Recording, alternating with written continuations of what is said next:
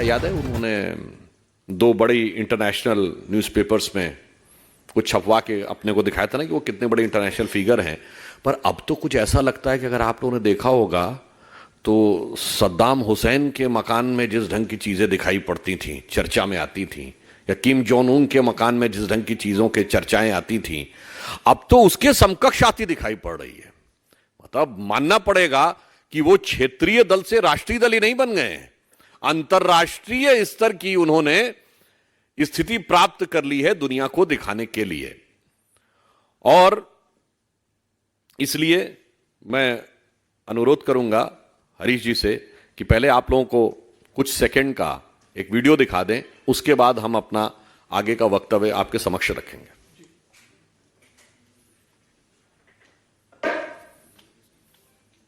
मेरी बहुत छोटी सी औकात है। आज मेरे घर में 4 या 5 कमरे हैं। मैं जहां भी जाऊंगा 4-5 कमरों से ज्यादा की मेरे को क्या जरूरत है भाई साहब। 4-5 कमरे चाहिए, हाथ पैर पसारने के लिए उतनी जगह चाहिए, और जगह की क्या जरूरत है। मेरे कई चाहने वाले, मेरे दोस्त और मेरे हमारे जो पार्टी के सपोर्टर्स हैं, उन लोगों के मेरे पास फोन आए, उन लोगों के और जो जनता के लिए फोन आए, उनके मैसेजेस आए, और उन्हें लगा कि मुझे ऐसे घर में नहीं जाना चाहिए। तो मैं ये दोनों घर छोड़ रहा हूँ और मैं सरकार को बोलूंगा कि वो मेरे लिए कोई और इससे भी छोटे घर ढूंढने की कोशिश करें। तो वो कहते हैं ना सीजन वाइज, तो वही वाली बात है, हमें तो उसके लिए तैयार रहना पड़ेगा। We have to be prepared for the scrutiny. कोई लाल बत्ती की गाड़ी नहीं होनी चाहिए उसके पास, कोई बड़ा बंगला नहीं होना चाहिए उसके पास, वो एक कमरे के फ्लैट में रहे आम आदमी की तरह, कोई सिक्योरिटी नहीं होनी चाहिए।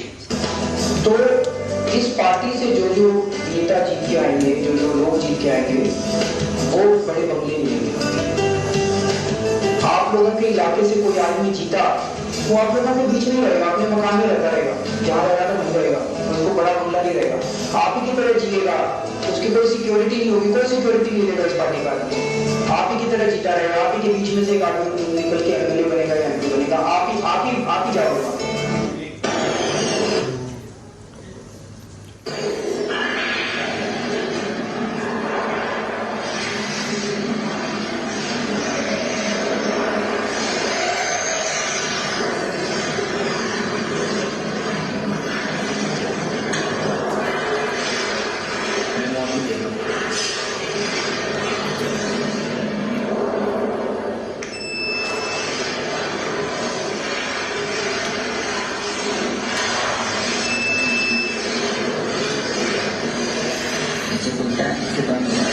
और इससे ये वाला बटन दबाओगे, ये दोनों कैंसिल हो गया, ये दोनों कैंसिल काम हो गया।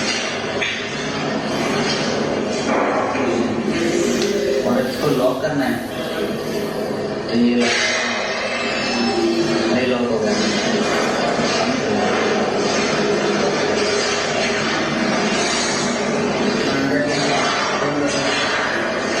इसको ये वाला बटन हमारा लास्ट में और ये एक्टिवेट है दोनों।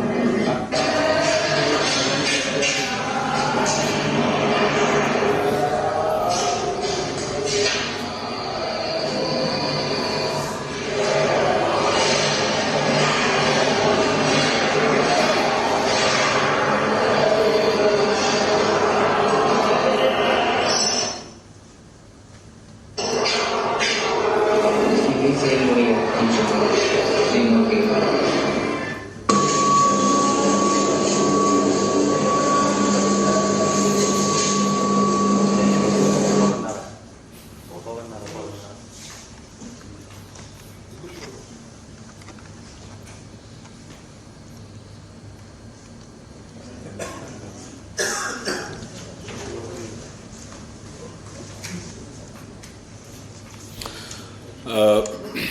जैसा कि आपने देखा कि ये सेंसर वाले जो दरवाजे हैं ये बड़े संस्थानों में, बड़ी पब्लिक प्लेसेस में, एयरपोर्ट्स में यूज किए जाते हैं, इवन कोविड से पहले भी, इसलिए ताकि लोगों को टच करने की आवश्यकता न पड़े।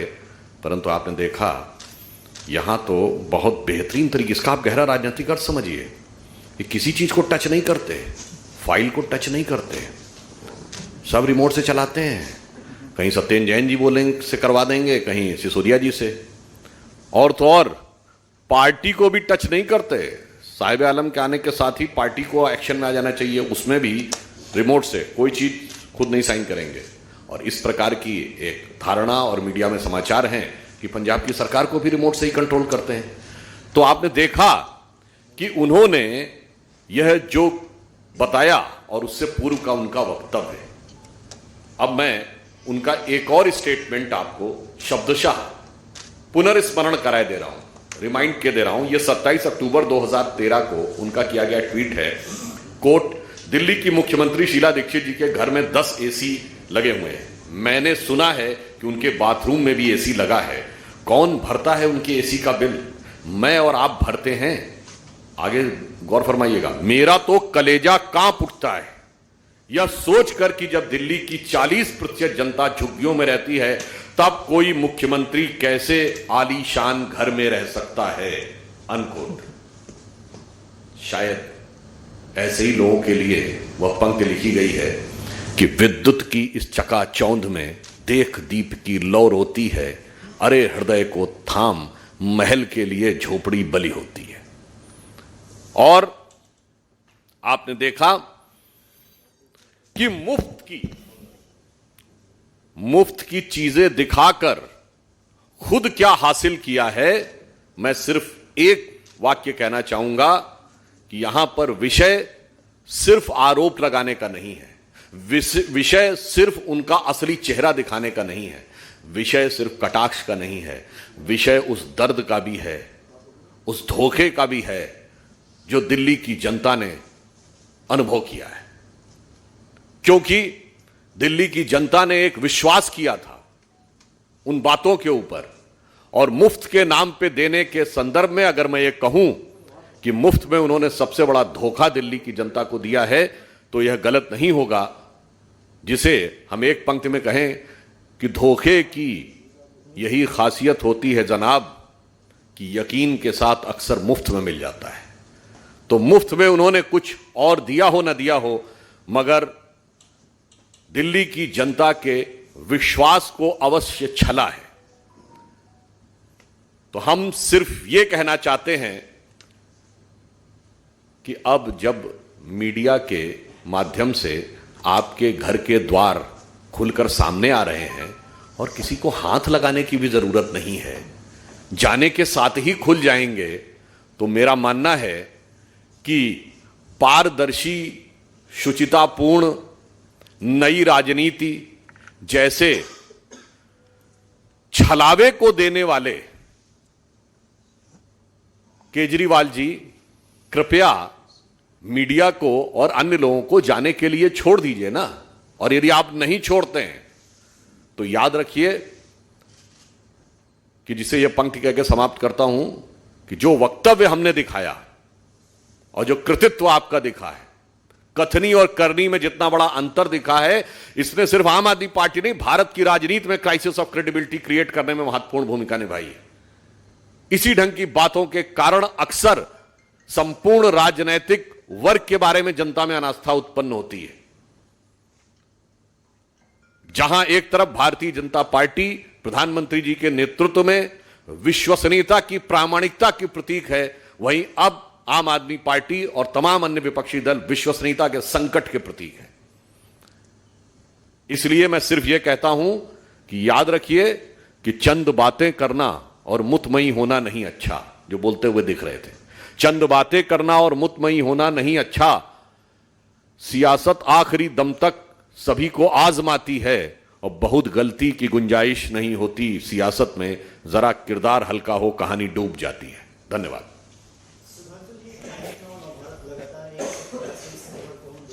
3 लाख का काम हो।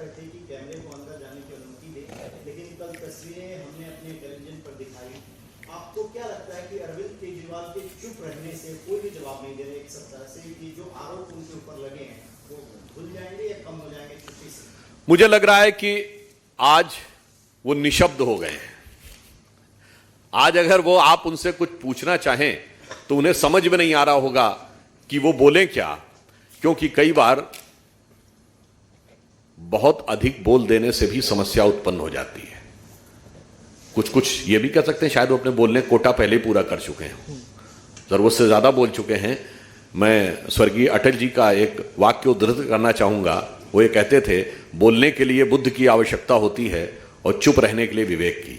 तो ये तथाकथित सबसे पढ़े लिखे आईआईटी ग्रेजुएट समय से पहले ही ज्यादा बोल चुके हैं, तो शायद अब आप लोगों के शब्दों पे बोलने के लिए वो शब्द विहीन हो गए। जी सर, आपके लिए क्या सिर्फ एक सुधांशु त्रिवेदी को आप सुन रहे थे बीजेपी की ओर से प्रेस कॉन्फ्रेंस करते हुए एक बार फिर से मुख्यमंत्री अरविंद केजरीवाल के आवाज को आर्थिक लेकर भ्रष्टाचार सवाल का खड़े विषय किए गए है। और न केवल सवाल खड़े किए गए बल्कि इस बार राजनीतिक छल और प्रपंच का विषय है और नैतिक दृष्टि से जनता के विश्वासघात का विषय है और तकनीकी दृष्टि से एक ही प्रोजेक्ट के लिए 5 अलग अलग हिस्सों में उस सीमा में जाकर टेंडर जारी करना जिसमें कि आपको शायद टेंडर की भी जरूरत ना हो और आप अपने मन मर्जी से खर्च कर सकें। जो मैंने एक बार प्रेस कॉन्फ्रेंस में बताया था कि 9,99,00,000 रुपए का एस्टीमेट सीएम ऑफिस और जो उनके स्टाफ के आवास के लिए इतना सटीक गणना जो की 9,99,00,000, क्योंकि 10 करोड़ होते ही आपको वो सारी प्रक्रियाओं में आना पड़ता। तो ये टेक्निकल विषय भी है। तो this is both technical, financial, moral and political, all the 4 dimensions. तो सुधांशु त्रिवेदी को आप सुन रहे हैं। बीजेपी की तरफ से अरविंद केजरीवाल ने जो अपने घर का रेनोवेशन कराया है उसे लेकर अब हमला बोला जा रहा है। और कैसे पहले अरविंद केजरीवाल ये कहते थे कि 4 कमरे का मकान ही चाहिए, वो बाकायदा वक्तव्य भी सुनाया गया इस प्रेस कॉन्फ्रेंस में। और अब कैसे अरविंद केजरीवाल का नया बंगला तैयार है, वो वीडियो भी दिखाया जा रहा है प्रेस कॉन्फ्रेंस में बीजेपी की तरफ से। और लगातार इसी मसले के ऊपर बीजेपी अरविंद केजरीवाल को घेरती हुई नजर आ रही है और कैसे वो बदल गए ये बता रही है। of the matter, I think he will take any appropriate legal and technical instrument to deal with it. And as far as the government agencies is concerned, they will also deal the matter as it is required by considering all the technicalities and the legalities. But since we are the political party, so we want to ask, as a representative of political party, a political and moral answer from Aam Aadmi Party, because they try to become self-proclaimed one and only exclusive copyright holder of the morality in the politics, which has been totally shattered. Any question? ये कह रही है राज जनता ने दिया, लेकिन राजमहल अपने लिए अरविंद केजरीवाल ने तैयार किया। अरविंद केजरीवाल चुनावों से पहले, मुख्यमंत्री बनने से पहले कहते थे 4 कमरों का मकान दे दीजिए, बहुत होता है। अभी तक का सबसे बड़ा राजमहल जो रोड शो हुआ था वो अहमदाबाद में हुआ था, 50 किलोमीटर का। कौन हताश था और उसके बाद कौन हताश दिखा? मुझे लगता है कि कांग्रेस को कोई टिप्पणी करने से पहले इस बात पर विचार कर लेना चाहिए, क्योंकि जनता का इस प्रकार का भाव है, सम्मान और स्नेह का प्रधानमंत्री जी के प्रति, इसलिए रोड शो करने की आवश्यकता अधिक होती है और हमारे अन्य नेताओं को भी, ताकि अधिक से अधिक जनता के साथ संवाद और अधिक से अधिक जनता के साथ संपर्क किया जा सके और वह संपर्क निकट से हो सके। तो अरविंद केजरीवाल की कथनी और करनी में फर्क है, यही बात कहते हुए सुधांशु त्रिवेदी इस प्रेस कॉन्फ्रेंस में दिखाई दे रहे हैं। किम जोंग उन जैसा बंगला अब अरविंद केजरीवाल का दिल्ली में बन चुका है, ये बात उन्होंने कही और 2 तस्वीरों के जरिए हम आपको दिखा भी रहे हैं। एक तरफ एक बात मैं कहना चाहूंगा कि सांप्रदायिक आधार के ऊपर आरक्षण देने का कोई प्रावधान संविधान में नहीं है। इस तरह की बात करना असंवैधानिकता है और एक नहीं अनेक बार, एक नहीं अनेक राज्यों के उच्च न्यायालय के द्वारा यह खारिज किया जा चुका है। अब रही बात इसकी कि उनकी बड़ी हास्यास्पद स्थिति है कि पीएफआई जिस पे बैन है वो कहते हैं हम लगा देंगे, और बजरंग दल जिस पे वो बैन लगा ही नहीं सकते, एक राज्य सरकार होने जाते हैं उस पे कहते हैं लगा देंगे। मतलब अब आप सोचिए कि इनकी क्या बात पे भरोसा किया जाए, इस बात की करामात आप समझिए। तभी तो माननीय प्रधानमंत्री जी ने कहा कि इनकी बात की कोई वारंटी नहीं, क्या गारंटी की बात की जाए। मतलब जो हो चुका है वो कर देंगे और जो कर नहीं सकते वो भी कर देंगे।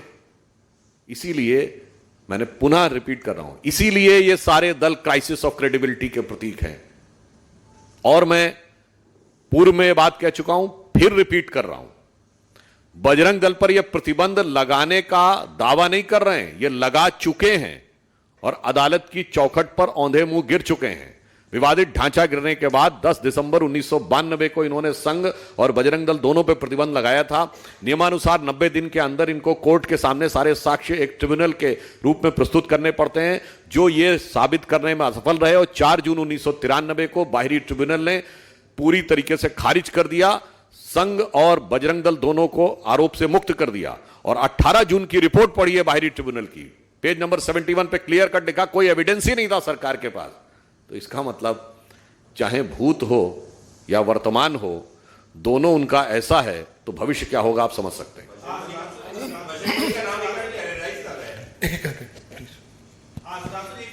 आम बजरंग आदमी बली का पार्टी नाम के अध्यक्ष का बंगला आम नहीं है बल्कि खास है, और ऐसा खास है वो आप लोग ज्यादा बेहतर समझते होंगे कि बजरंग बली के नाम से कौन भयभीत होता है। तो बीजेपी की प्रेस कॉन्फ्रेंस चल रही है। सुधांशु त्रिवेदी जिन्होंने पहले अरविंद केजरीवाल के ऊपर हमला बोला, उनके बंगले को लेकर निशाना साधा, अब पत्रकारों के अलग अलग सवालों का जितने जवाब भी दे रहे दावे हैं इन पे भरोसा नहीं किया जा सकता, क्योंकि इतने वर्ष तक उन लोग जगह जगह सत्ता में रहे, 10 वर्ष केंद्र में रहे, उन्होंने नहीं किया। इसीलिए मैं कह रहा हूं उनकी किसी बात के ऊपर भरोसा नहीं किया जा सकता, क्योंकि पूर्व में इतने लंबे समय तक रहने के बाद जो काम नहीं किए। अच्छा, और कोई पार्टी कहे तो समझ में आता है, ये 55 साल इन्होंने सीधे इनके परिवार ने राज किया है 60 में से, और उसके बाद कहें अब हम ये करके दिखाएंगे, तो यानी आपके पहले नेहरू जी, इंदिरा जी, राजीव जी और फिर आपकी माता जी का डी फैक्टो रूल, और उसके बाद अब आप कहें कि हम करेंगे, तो उसे मतलब शब्दशः न लिया जाए। हिंदी भाषी ग्रामीण क्षेत्रों में कहावत होती है कि बाप न मारिन मेड की और बिटवा तीरंदाज।